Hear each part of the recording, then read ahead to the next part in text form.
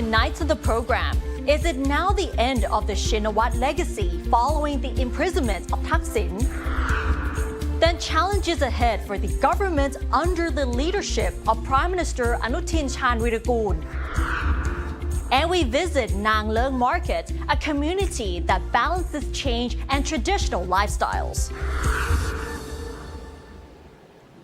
Sawadee I'm Nad Bunag and welcome to This Week with Thai PBS World. Thaksin Shinawatra goes back to prison after the Supreme Court ruled that his incarceration had never really been enforced. Here's a recap of what happened, and most importantly, how would this affect the influence of the Shinawatra family and the Pheu Thai party itself, now that they're part of the opposition?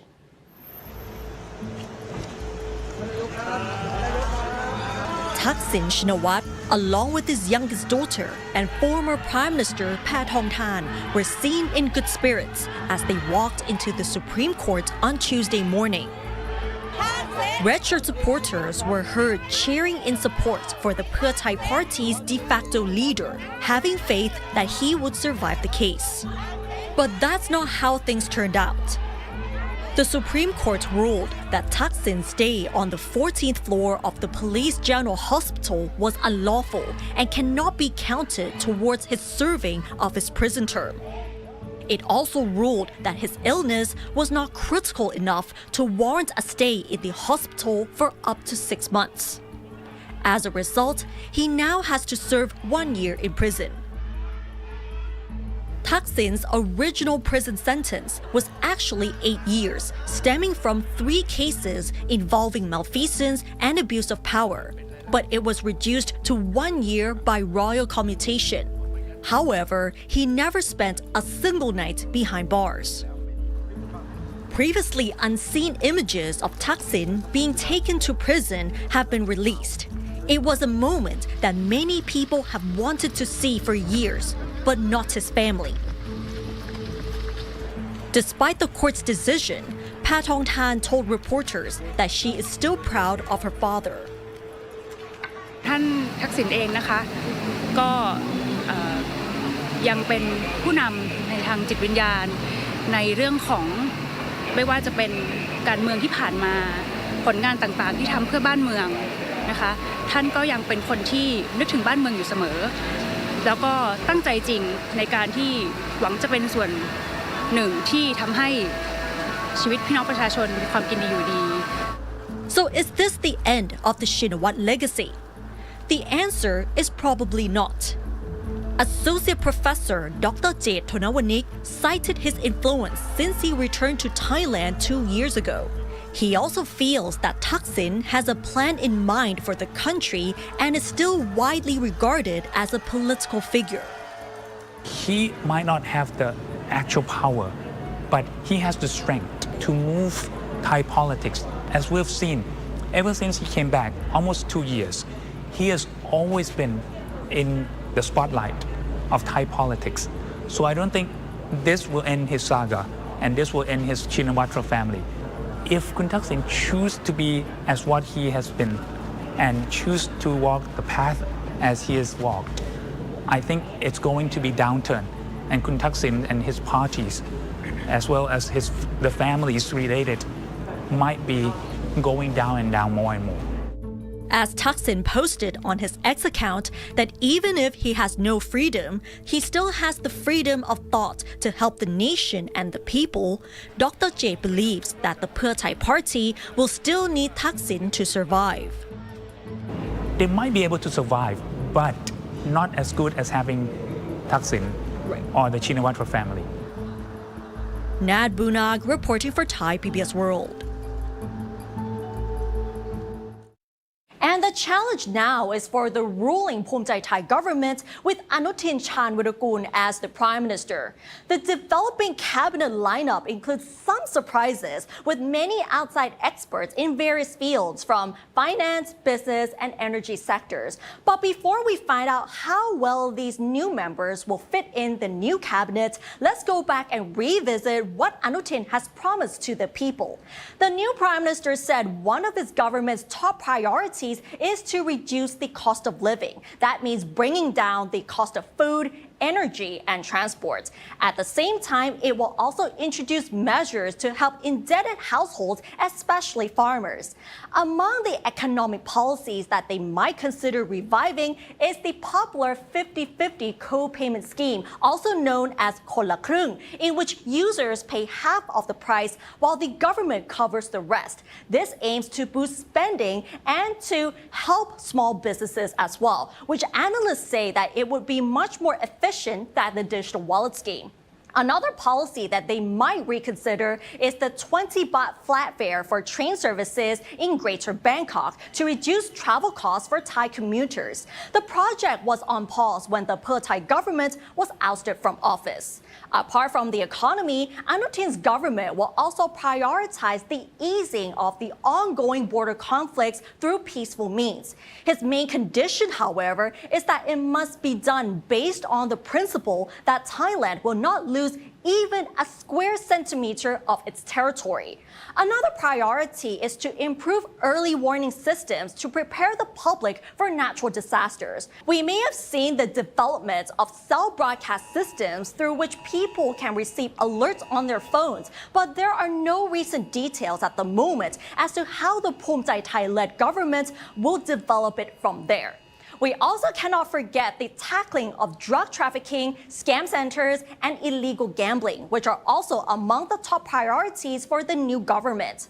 While the Anutin government has only 4 months, the new Prime Minister pledged to devote all of the energy and resources to bringing Thailand out of all the crises it has been facing. Interestingly, he said that there will be no day off or holiday for them and that they will hit the ground running from day one. Reviving the economy in a very short time seems almost impossible. I had a chance to talk to an economist as to what he thinks about the new government under Anutin's leadership and what they should prioritize amid the underlying setbacks to Thailand's economy. 4 months in office is way too short for Anutin Chanvirakul's government to revive the Thai economy. Thai economist Nonarit Pisonyabut assesses that being a minority government puts them at a disadvantage, as it means it will be much more difficult to implement new economic policies, as they will have to rely on support from the opposition. In order to create change in the policy, you need strong government. Normally, in Thailand, the first or the second winner of the election who got the most vote will form the government. And the one who can form the government normally take charge in the economy.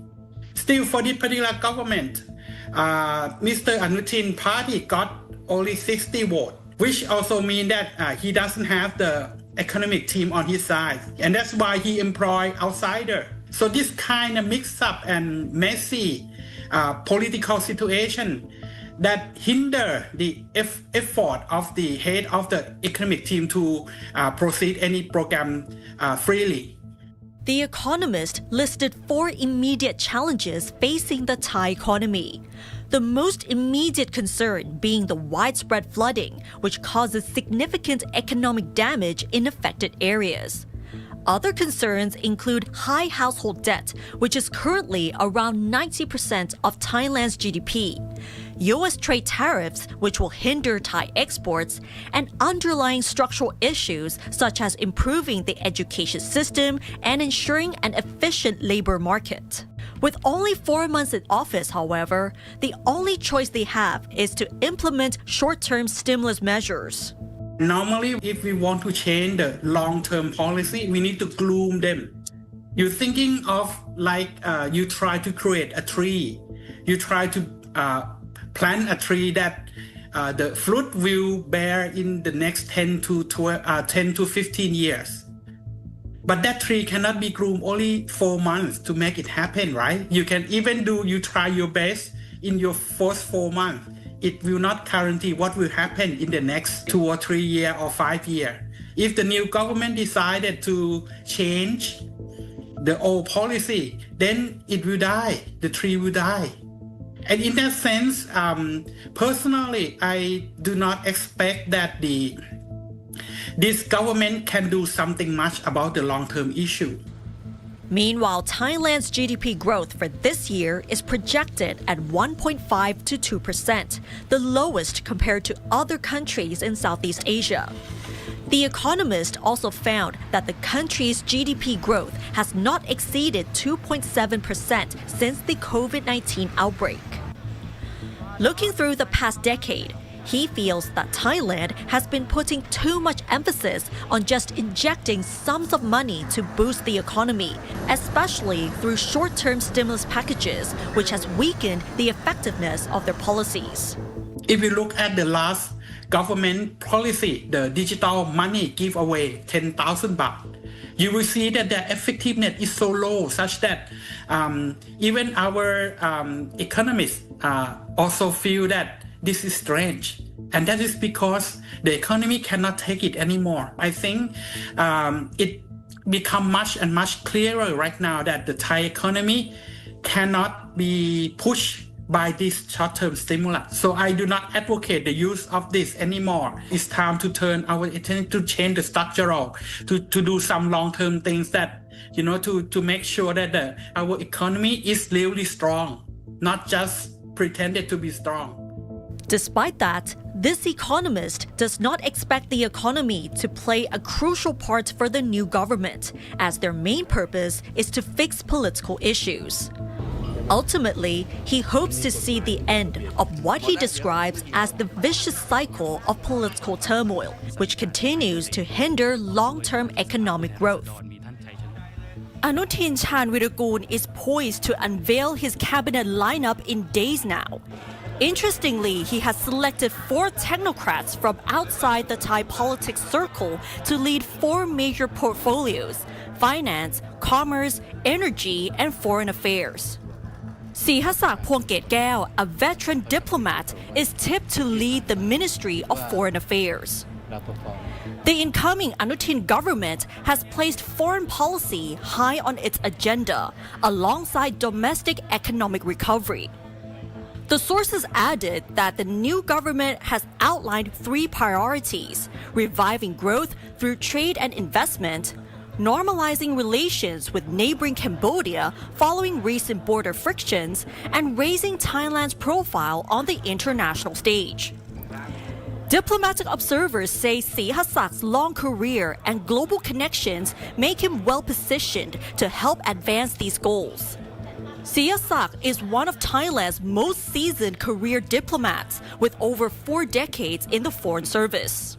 He has previously served as Thailand's permanent representative to the United Nations in Geneva, where he chaired the UN Human Rights Council in 2010. He also held ambassadorial posts in Japan, France, and UNESCO. Once he assumes his role, Sihasak will face several immediate challenges. Rebuilding trust with Phnom Penh will be among his top priorities after the recent armed flare-up along the border. Athapol Rerkpiboon is expected to take over the energy ministry in the new government. He brings decades of expertise, having previously served as president and chief executive officer at PTT, the country's largest energy player. Athapol will be the 3rd former top executive from PTT to become energy minister, transitioning from corporate to national governance.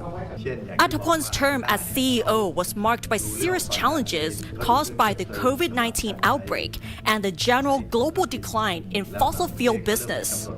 His new role helming the energy ministry is expected to be even more challenging than his tenure at PTT, given the broader range of national issues and the expected short tenure of the current government. Ekniti Nitithampraphat currently serves as Director General of the Treasury Department and is set to join the Anutin Chanvirakul government as Finance Minister. Ekniti has decades of experience at the Finance Ministry, serving as the chief of both the Revenue Department and the Excise Department, 2 of the 3 primary tax collection agencies. He also served as chief of the State Enterprise Policy Office, which supervises and facilitates public-private partnership projects. Amid Thailand's prolonged economic slowdown and persistent fiscal deficits, it will not be easy to serve as finance minister. Currently, there are discussions about short-term economic stimulus. The new government may consider reviving the co-payment scheme previously used during the Prayut Chan-o-cha government. If the new government brings this scheme back, it will be the finance minister's duty to secure loans and funding to implement it. Financial resources are limited as the outgoing coalition government, led by the Pheu Thai party, has already implemented stimulus measures and previously even distributed free cash through the digital wallet scheme. Dusit Thani CEO Suphaji Suthampan is tipped to become Commerce Minister in the new cabinet. This week, Prime Minister Anutin Chanvirakul introduced her to the media as the designated Commerce Minister in his prospective cabinet. Acknowledging the current economic challenges, Suphaji stressed her determination to deliver results. She declined to comment on the urgent priorities, saying she will wait until the royal endorsement is granted. And the Prime Minister has outlined the broader policy direction in Parliament. Suphaji worked at IBM for more than 20 years, becoming the company's first female general manager in Thailand, and later served as general manager of IBM ASEAN's Global Technology Services Division. She has also been CEO of Thaicom and since 2016, the CEO of Dusit International. Nad Bunag reporting for Thai PBS World. All right, and now let's have a look at the other stories making headlines throughout the week in our weekly roundup. A zookeeper was killed by a group of lions at a famous safari park in Bangkok's Klong Samwa district on Wednesday. The enclosure where the attack took place is designed for visitors to drive through, with several warning signs instructing visitors not to open windows or leave their vehicles. The zoo has expressed deep sorrow for the tragedy and promised to increase safety measures. The Thai embassy in Nepal has suspended its services following violent unrest after protesters set fire to parliament and forced the prime minister to resign, marking the worst violence in the country in 2 decades. Flights from Bangkok to Kathmandu have also been cancelled. The protest began on Monday against the government's ban on social media and rampant corruption. The situation soon escalated, with government buildings set on fire after a deadly crackdown that claimed at least 19 lives. The Thai Chamber of Commerce welcomes and supports the possible easing of restrictions on certain border crossings with Cambodia, as it will help mitigate the impact on the border and further international trade following the extended closures. This follows the outcome of the special Thai-Cambodian GBC meeting in Gokong of Cambodia, at which both countries discussed possible easing of border crossing restrictions for goods. People's Party MP Chonticha Jangreo was sentenced to 2 years and 8 months in prison after she was found guilty of committing lèse-majesté by the criminal court. The charge was related to the content of her Facebook post in November 2020, criticizing the spending of the Bureau of the Royal Household, which was deemed by the court to have defamed the monarchy. Chonticha was later released on bail. Moving on to energy, as electricity demand continues to grow in Thailand and across the region, ensuring energy security and sustainability is crucial for boosting productivity and achieving decarbonization. The CEO of a leading energy solutions company stressed the importance of sustainable power solutions and advanced technology to cut greenhouse gas emissions. Frank Hashi has more details. With scorching temperatures and the rapid adoption of electric vehicles, the demand for electricity in Thailand broke records during this year's hot season.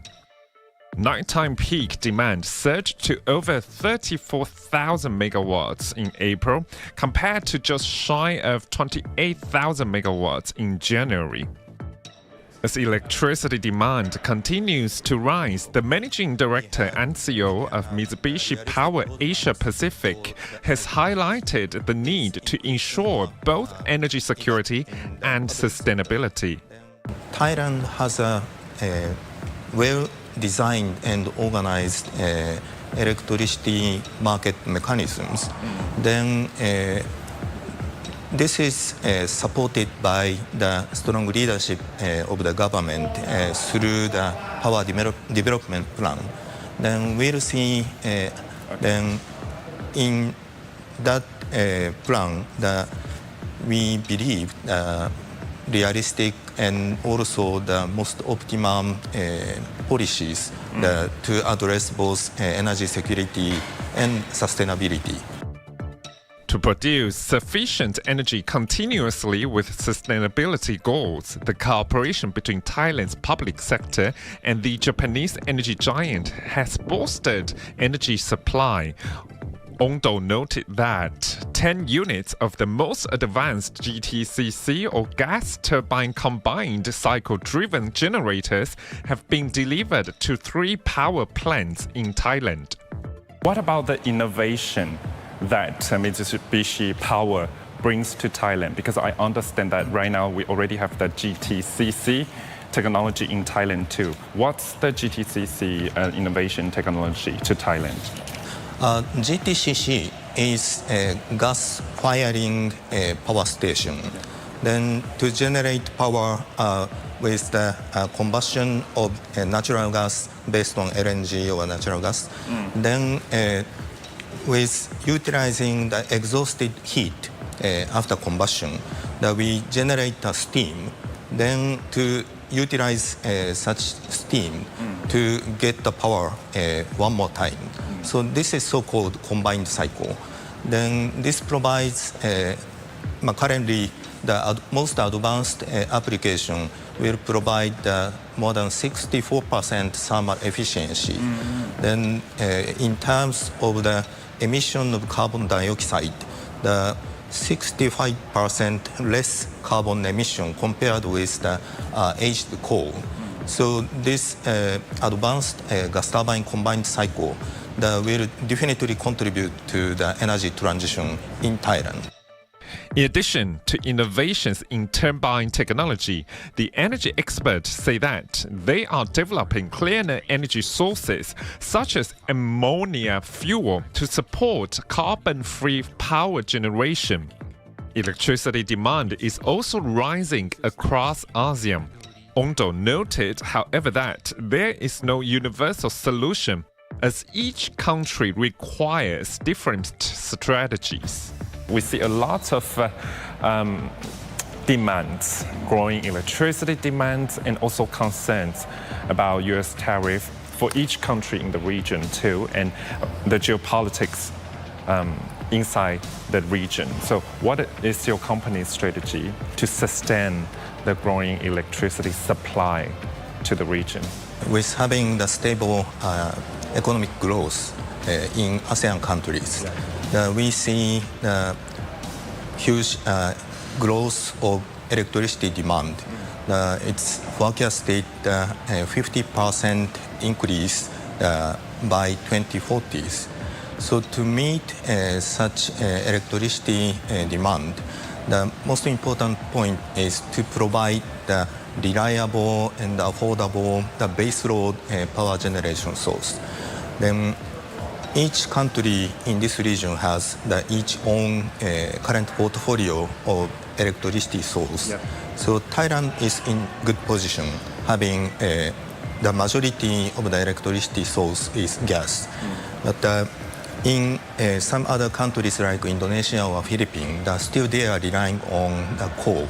About the ASEAN region-wide context, now that we see the concept of the ASEAN grid to have the interconnection between the countries in this region, that this will strengthen the resilience of electricity supply in this market, then definitely contribute to meet the growing demand all over the Asia-Pacific region. Feng Kanshi reporting for Thai PBS World. Now it's time to explore the culture in local communities in Bangkok. Nang Leung area may be famous for its food culture, but this area was the heart of Thai traditional arts and entertainment in the past. Let's find out more with Warisara Sahan.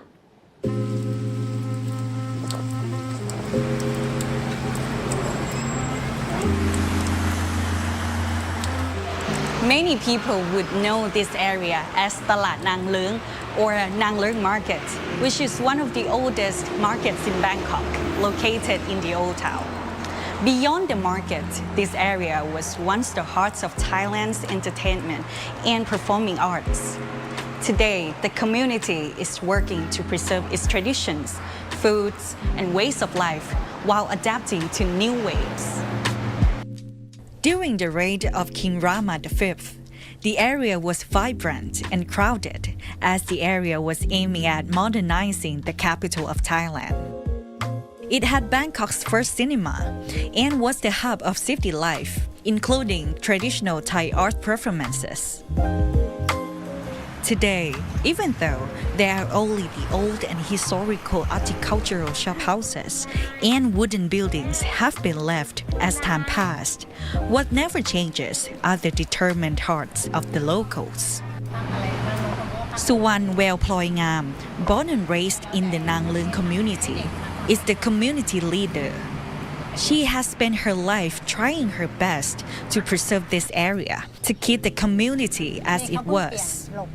เราโตมาในช่วงของระยะเวลาการเปลี่ยนผ่านซึ่งแบบมันผ่านมาแล้วล่ะแต่เรายังมีความทรงจำไม่ว่าจะเป็นละครชาตรีไม่ว่าจะเป็นรสชาติของอาหารไม่ว่าจะเป็นโรงหนังเวลาเราเริ่มโตขึ้นมาเราก็มีความรู้สึกว่าเรามีความทรงจำที่ดีกับมันอะไรอย่างเงี้ยเราก็มีความรู้สึกว่าทำไมมันเริ่มหายไปวะ For 20 years, she has also been working hard to preserve traditional Thai performing arts, such as Chatri drama, which is one of the oldest forms of Thai traditional performances.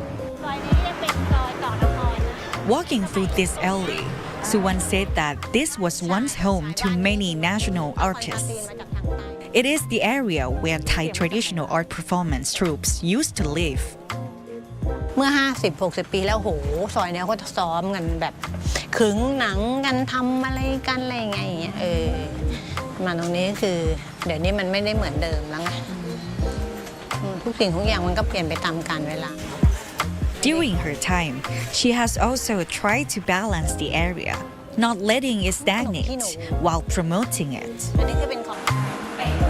In the meantime, Suwan's passion continues through her daughter, Nawarat Welploingam, who plays a major role in pushing Nang Leung, only for the goal to archive the stories of Nang Leung through art exhibitions and artist collaborations, such as an international artist residency project.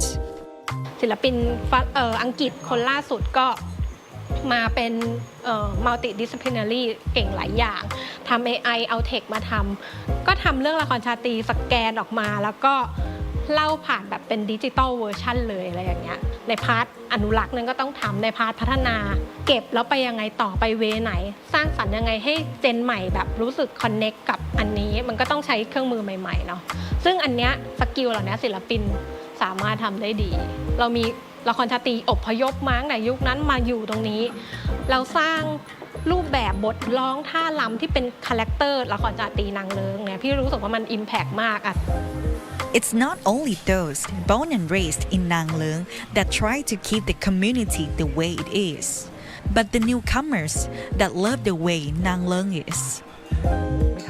Shailapat Jarunakorn is a former editor for a publishing house, quitting his profession for the new passion, opening an art space and bakery in Nang Leung.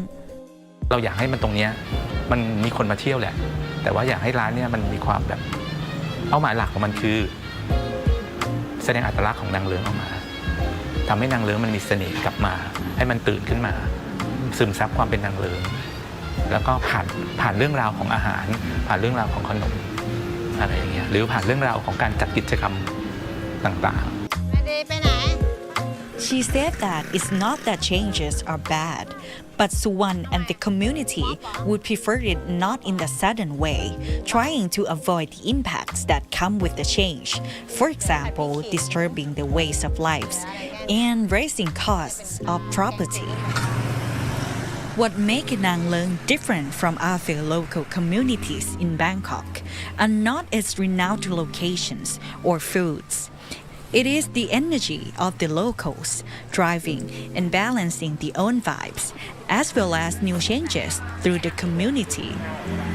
Warisala Sehan reporting for Thai PBS World.